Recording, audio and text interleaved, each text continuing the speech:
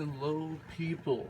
I was debating whether or not to make this a demo video or a explanation. I decided on an explanation video because I figured it's a lot going on, so you guys deserve it. So basically, it's a minigame based betting system. Minigame idea is not mine, the betting booth is mine. Just know that. Got the original idea for this type of minigame from Mumbo. I don't remember how he did it. I didn't look up his tutorial. I just saw like his old redstone videos. Like he went to his old world, and he said it would be cool if this thing had a betting system, or if he could have the members of Hermitcraft bet on it in like a shop. But I wanted to see if I could make it independent of all other users, and I did do it. But it can only double your bet up to 3 diamonds. So let me just show you really quick. I'm gonna bet 1 diamond here, and I'm gonna bet 1 diamond here. So this will show you that the loser does not output and the winner outputs double. That's why I bet both. Even though in reality, if you were betting on both, then you wouldn't make any money. Alright, so as you see, these mine carts are just creeping down. Whichever one makes it to the bottom first will win. Oh, I just love how random it is. Alright, so that one won, which means I put 1 diamond in here, and this one won, so I should receive 2 diamonds. I have 62 in my hand, and I'm back up to 64. Beautiful. I got 2. But what if I actually want to bet 3 diamonds? I'm willing to risk 3 diamonds for 3 diamonds. Let's try that out. So, I'll press this. Let's see which one's going to win.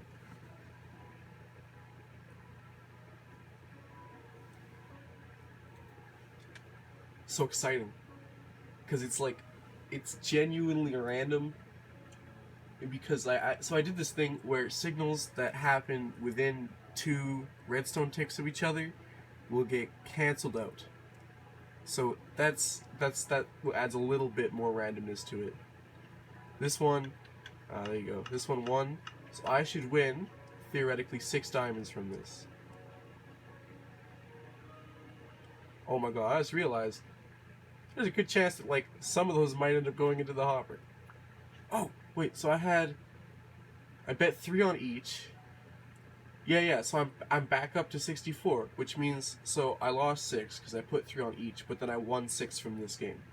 There you go. Yeah. So really quick, I'll explain how this minigame works because it's pretty simple. So basically it's just a composter randomizer, except, yeah, this is what I did to make it just slightly bit more random. Basically, if this observer outputs, here, actually, I'll just demonstrate how this randomizer works by just playing the game with no bets in the thing. So, basically, you press it, it sends the cart to here. Now, this thing is full of seeds, which have a low chance of filling up the composter. And as you can see, every time it fills up the composter a little bit, it, yeah, there you go.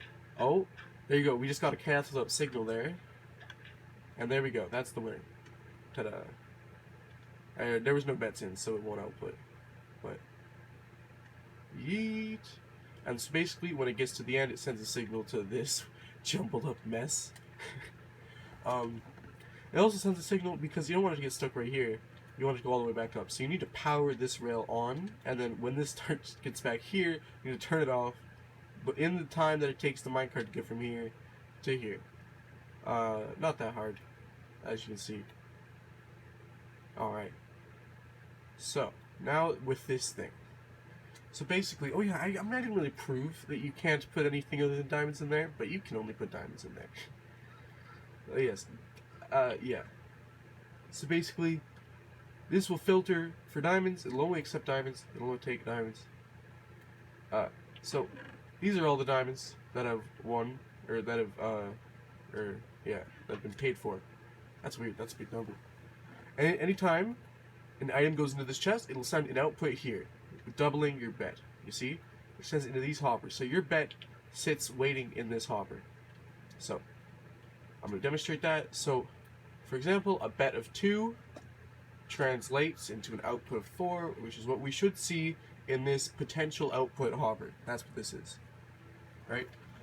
So then, basically, this thing, when it detects a winner, locks the other side's repeater, right, so that this cannot fire, and then sends a signal to both of them.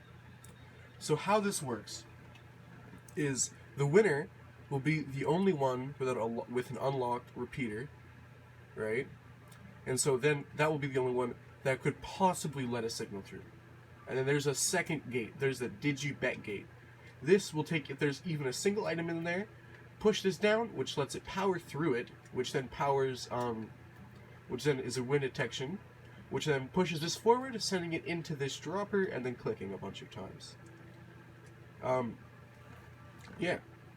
And if you lose, like for example, the machine detects when this line is on and this line is not on. It's just an AND gate with one of the outputs inverted, like right here. That detects a loss, and then that sends it back into your return chest, because obviously you don't want this bet just sitting here for the next guy when he wins. Yeah. See, those would be all the losses, all the lost bets. That would go down, yeah, complete the chain. This goes that way, completes that chain. That's how that works. Yeah, basically, if I'd thought it out a little bit more, planned it a tiny bit better, it would look a lot nicer than it does. I know that it looks kind of trashy. Like, just looking at this right here, this should tell you right here.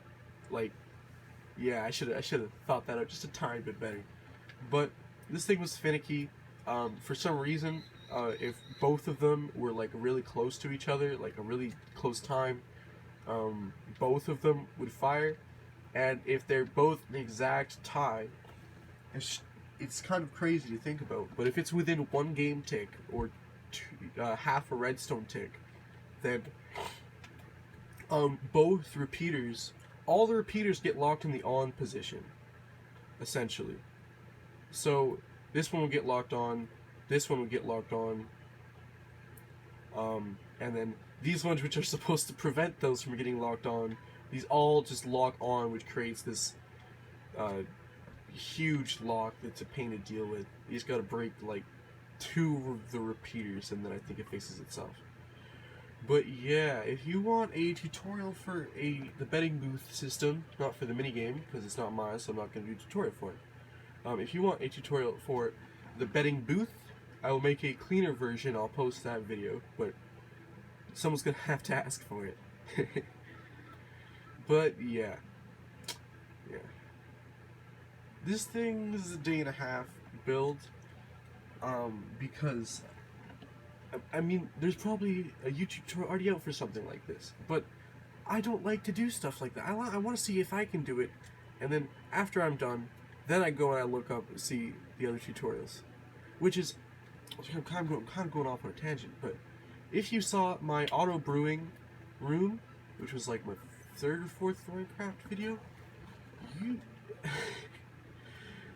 you can definitely tell that I did not Google auto brewing rooms to see what the other people were doing, because my auto brewing room was huge and disgusting. But yeah, we'll play the minigame one more time because it's already a 9-minute video. Why not a 10-minute video? Wait. There's a bet of 4 in here, right? Yeah. So there's an output of 4. Let's see. 1, 2, 3. I have 3 bet on this one and 2 bet on this one. Let's play the game. I got my bet on, you know what, I'm thinking,